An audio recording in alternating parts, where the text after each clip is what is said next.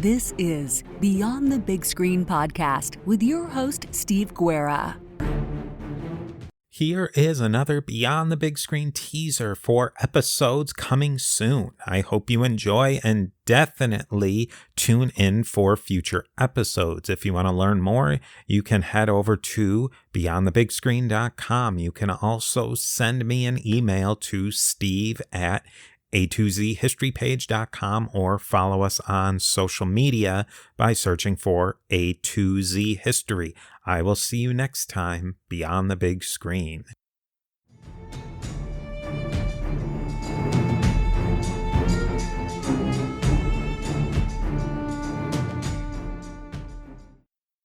Highest use of torture in any time in English history. And so there was the Jesuits were founded, and they were sending priests back into England. And so they were trying to educate more priests, and everything they were doing was completely illegal. There were fines for not going to church, but recusants would pay those fines if they were wealthy.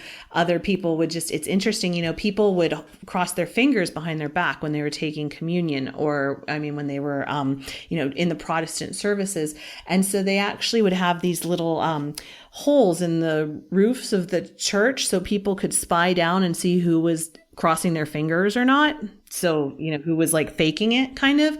So there was a lot of, it was a period where people were kind of telling on their neighbors, and their servants were telling on the people they worked for if they were celebrating Catholic masses. And this was one of the interesting stories about this period that I really love, is this was the period of the priest holes. So there was, for example, a really famous architect called Nicholas Owen, he specialized in building priest holes. And he used this amazing mathematical know-how, because he would create these hideaways for priests, so that if a priest was staying with a Catholic family and the authorities were alerted and they came, the priest could go and hide right away.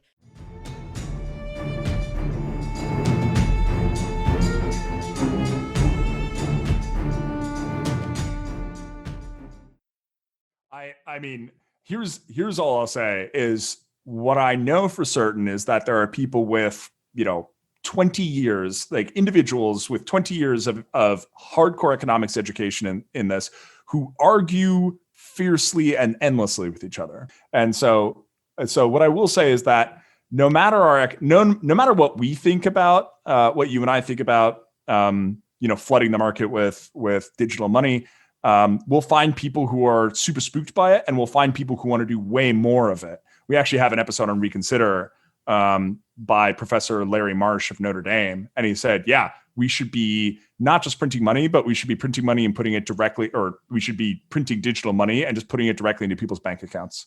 And I'm like, that's crazy. It's fake money. It's going to cause inflation. And he, of course, I don't know how much I agree with him, but he's a real professor. He studied this for a long time. He's like, no, it's totally different from that. So certainly the difference between the Spanish and us today is that we are a little smarter. We do have professionals who at least think about how much money should we print. One of the things that was hard for the Spanish was that they'd get this gold, right? And then they would spend it to cut down their forests and then send all that wood to the bottom of the English Channel. Right. So they got all this gold, and they ended up poorer for it because that gold wasn't invested in stuff. It actually took away core resources that then became much more expensive, and wood was hard to find, and all sorts of bad stuff happened. And so war is weird. I know after World War II, everyone decided war was good for the economy. I think because Keynes said so. But a lot of the things that are bad about war, even for the economy that's not getting the war treading over its soil, is what did the Americans do? We mined a bunch of steel and coal, or iron and coal. We built a bunch of steel. We paid people to do it. And we took that steel and sent it over in Europe and left it there.